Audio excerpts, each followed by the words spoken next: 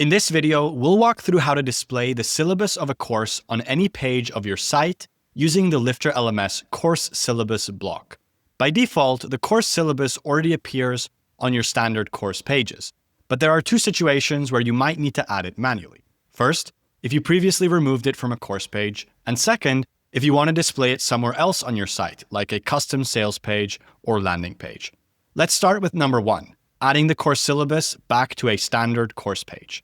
Head to your WordPress dashboard and then go to Courses and select the course in question.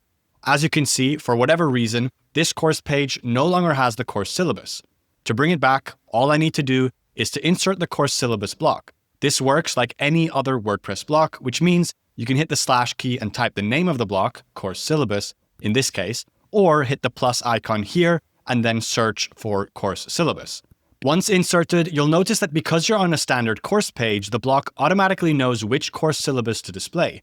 No extra configuration is required.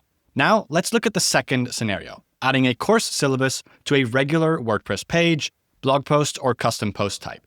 This is useful when you've built a custom sales page or a separate landing page, or perhaps you want to promote a course as a part of a blog post.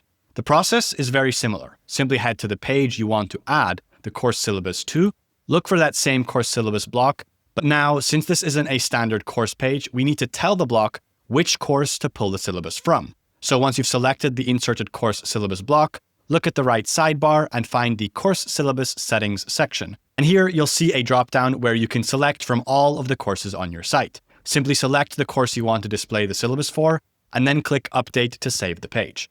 Now when you visit that page, you'll see the full course syllabus displayed exactly where you placed the block. And that's it. Whether you need to restore a syllabus on a course page or add it anywhere else on your site, the course syllabus block is the perfect way to do both. If you have absolutely any questions for us, please feel free to get in touch. We're here and always happy to help. And that's all for this time. I'll see you in the next one.